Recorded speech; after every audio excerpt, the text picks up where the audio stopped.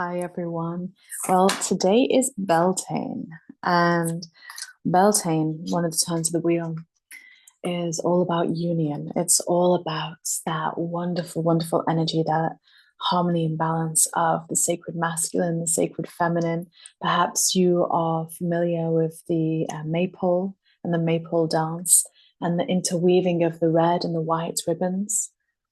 Well, it's a really powerful time.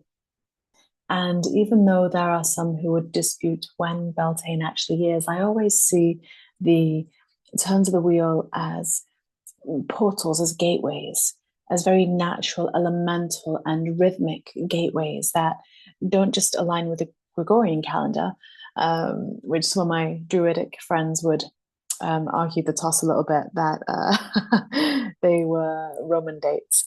Um, but the actual, as per the sun, Beltane, it spans the whole energy from May 1st, and it goes all the way for a few more days. And when we're tuning into different portals, I find it really fascinating to share this, to speak on this just a little bit, because there are numerological portals, like an 1111 or 88. There are cosmic portals like Lionsgate, so some will overlap, of course. Pleiadian activations, we're in a very Pleiadian time because we're in Taurus season. It's a strong alignment right now with the Pleiades, for example. And what's really wonderful is there's all these different levels of gateways, of activations. Our star friends would say that we are moving through multiple dimensions, billions and trillions of times every second. And it's just whatever we're choosing to anchor in. But this particular, as I keep calling it, the turn of the wheel, that is Beltane, it's very earthly. Some could argue it's very cosmic as well, but the way that I'm going to explain and describe it here is it's very earthly. It is the rhythm of Gaia, is one of her sacred holidays, her sacred gateways that she offers us. And it's a union gateway. If we do stretch it up to the sky, we could look at what Mars and Venus may be doing. And Venus, of course, is changing position. She's moving out of, is it Aries? She's moving out of into Taurus. I think she's doing something like that. I'm not entirely certain, but I know there is a movement happening that is in perfect alignment with Beltane. But the reason of doing this video is because when we look at these particular earthly portals, they offer us a real wonderful bounce or spring in our step. Of course, if you're in the southern hemisphere, it'll be the opposite. So what would that take you to? That'd be Samhain, perhaps right now, I'm not sure. 6 months from, if we do the maths, May, it was the 5th month, so the 11th month, yeah. So probably Samhain, the southern hemisphere are experiencing, which is that whole death and rebirth aspect, right? So it's fascinating because there's always balance. And that's kind of the point I was making there with the southern and northern hemisphere. As we go into Beltane, which is about union, it's about sensuality, it's about birthing and seeding the sacred masculine and the sacred feminine coming together in their sacred connection to seed light. And when the masculine is supporting the feminine, and when she feels that support from him, and he feels that devotion from her, magic truly can happen. And it does. The theme of red and white moves very poignantly through much of our mystery schools as well. If we look at the Kundalini rising, we look at the Inga and Pingala, the serpents, the golden black serpents, as they rise up through the column of light, up through the spinal column as well, and on the physical and non-physical levels within us, as we look at those energies rise up, and as they gain in momentum, they connect in the pineal gland, dropping and dripping their wonderful serpentine energies, the red and the white, they mix in the chalice of the pineal. And that is where we're at right now. That's where Gaia is at with her Kundalini rising. And it's really wonderful to speak of, to acknowledge, to observe. You can almost feel the undulation of the electricity and the magnetism forming sacred union all underneath your feet, in the air, to the trees, with each other, perhaps. Perhaps it's a time of reconciliation for some who are finding themselves having gone through a challenging few weeks or months since Imbolc. What's really beautiful about this time is that you have the opportunity to find union within yourself.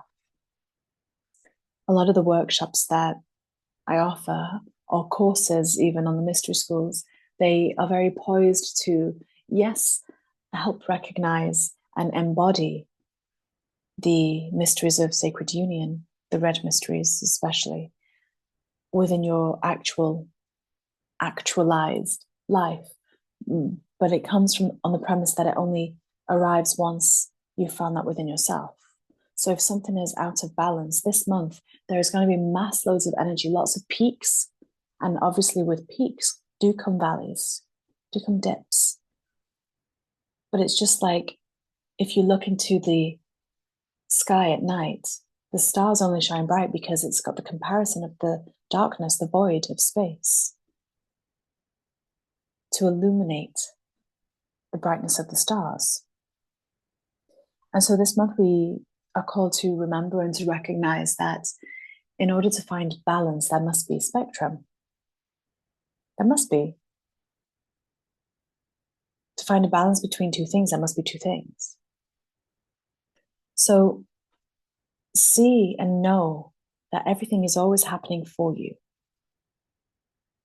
Know that with your devotion to yourself, with your devotion to your path, to your soul, to your embodiment, there will be leadership then. Because the feminine, sacred feminine, divine feminine, she is love. And so the divine masculine, he is freedom. When he is feeling that devotion and that love, he feels like he wants to lead, provide, protect, construct, create, direct, all these wonderful things. And when he is doing that, she feels safe and free to express and to be the muse, the creatrix, the wonderful expression, the fluidity, sensuality. This is how creation is formed. That seed of light comes from the amalgamation, the bee of the bang being the electricity and positive energy of the masculine, and the very subatomic level merging with the magnetic and receiving, receptive. Or if you look at it in positive and negative, he is the plus and she is the minus. And they go together. And the bee of the bang creates. If you actually even look, and you can see this now, I think science is able to show this now, where if you actually look at the point of conception between a sperm and an egg, there is actually a flash of white light. There is a bee of the bang in the conception of your human form. I think that's just beautiful. So I'm going to draw some cards here.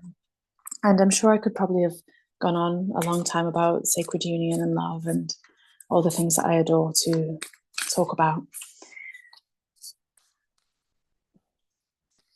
But I'm going to draw some cards and I'm going to see what is coming through from this turn of the wheel, this Beltainne energy. Beltainne is really a beautiful and very sacred time. It's very energetic. Lots of possibilities are here. But remember, you create by what you focus on, so let your mind be clear. There's activations occurring, lots of things clearing, inner fire igniting, light codes embodying. We have Thoth coming in here, Thoth the Atlantean, great initiation, divine magic is set to occur. Miracles can happen this month. They really can. Choose your frequency, choose the dimension you wish to embody. You must be disciplined in so doing. If we think of the word discipline, many may potentially have a negative connotation, but really discipline equates to respect. If you have self-discipline, you have self-respect. If you have self-respect, you have boundaries, strong and good and wholesome boundaries. And if you have boundaries, that means you form a container. So your masculine is sacred and divine. And if your container, if your boundaries, if your self-respect is there, your feminine energy will create and flow and magnetize in and birth and create, bringing in all the things that many of us call for. But we are in a Gaia gateway activation. I love this card. I've not seen it before, in all honesty. It's not come out before in a reading. So I love that the intelligence of the earth, the embodiment of the earth is coming up. The wisdom is coming through. If you stop and if you listen, if you breathe and receive, and if you allow the transmission to move through you. We're in a time of learning, and the whole experience here on earth is of that. But right now, a lot of learning will occur. Old lessons and memories of Atlantis may reappear, but more so in a way to accelerate your experience. So things are going to speed up right now. And that can be scary for some. For some, they resist change and they resist structures, perhaps falling a little. But it needs to occur. Because you're not meant to stay confined in a box. You're meant to expand and create and play and discover and allow yourself to continue to open up and become. And in order to do that, old things must release often. There is a lot of renewal coming in with Orion here. Look at this, Orion activation. Because of course we are stepping up into that cosmic time of year where every activation that is set to occur starts to occur from right now. Oh, and of course we have the super new moon coming up in Taurus on the 7th. It's a very abundant time. We will continue to have our solar light upgrades, the solar plexus, divine will, that inner fire, the ascended solar plexus, driving you forward, helping the masculine energy within each and every one of us to release its control and its bindings and its fear, and be more disciplined with the mind to allow the higher mind to come through and be here. The higher mind, the higher self, the higher version of anything. That is the source energy, the non-physical aspect of you, where most of you are anyway. Only a very small part of us is in our physical body, but we block the non-physical out so much. So let it through. Let it sing to you. Throughout this month, I do have live appointments available too. If they call to you to work one-on-one, you can go via my website, aliceheath.com, and you can look at the sacred offerings, and I do have live real-time Zoom appointments, soul contract acceleration appointments, which are always the most popular, and of course channeled guidance, which are so beautiful and resonant and radiant and clear.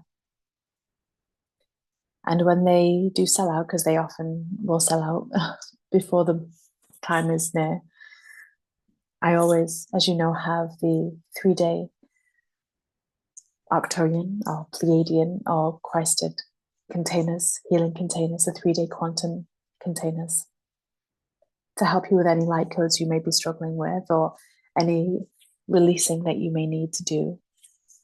And of course, as always, recorded video guidance, light language attunements, and remote viewing body scans and energy adjustments are available if you're looking just for a quicker, more specific tune-up. But for now, with this Beltainne energy, I think I shall perhaps draw another card from a different deck. Maybe I'll draw 2. You'll drawn to Cheryl Yambrak Rose's card. So we'll draw one of those cards in just a moment too, just for Beltainne specifically. But let's see for this lovely super new moon what we have coming up here. Right now, we're being reminded in the run-up to the new moon to reflect upon your priorities, release all which is not needed, be humble. There's no need for arrogance right now. It may appear. It may appear indeed.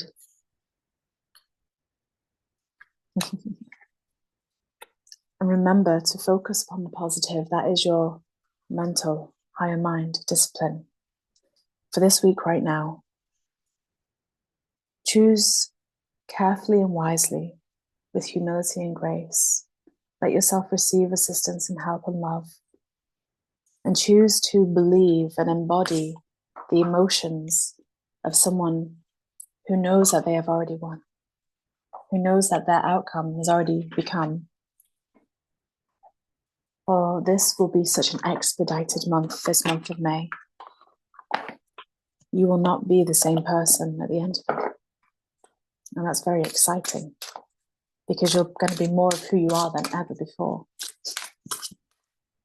Let us draw a card for Beltainne specifically from the wonderful Eyes of the Soul Oracle. From the very wonderful Cheryl Yambert Rose. She's really delightful person in real life as well. I've met her and I was very honored to do so. And as I speak that, I have this goddess energy coming in. Look at that rose behind and the chalice cup with Vesica Pisces. So fascinating because I met this wonderful lady in Glastonbury in Avalon. This Beltainne time, be the goddess that you are. Let her shine. Be sovereign in your own right. The angel of truth is going to come through for you to remind you of who you are, not who you've been pretending to be, not who you've adapted to be, not who you've had to be to survive a situation or a lifelong permeation of energy. Who are you really? Let him or her birth within you, unapologetically. Let the miracle of your true birth occur, for it is a time of sacred union, of very sacred seeds to be blessed and planted within the sacred and cosmic womb. Let yourself grow and blossom, flower and bloom. So much love to you all. Thank you for being here. And thank you for everyone that's been so encouraging of my sister business of Ascension Crystals of the One True Heart. They've been such a joy to receive and to work with and to send out all across the world. So thank you. If anyone is called, I still have 8 crystal skulls left, paired with the citrines, the natural citrines, and 1 amethyst wand. But other than that, I think everything else is gone. And of course, the Vivianite, which has just arrived. I will be acquiring, I believe, some beautiful and very powerful Moldavite at the end of this week. So if the tektites are something that you enjoy, I still have some Libyan gold. And we should be acquiring some Moldavite. If the crystals do choose to come home with me, they will let me know. But thank you for everyone that's been so supportive, and I look forward to birthing a website to make it much more easier and autonomous for you to browse and choose the crystals which are calling you home. They are all here to be of service to this ascension process. So thank you. So much love and happy Beltainne to each one of you. Enjoy dancing around the maypole if you do.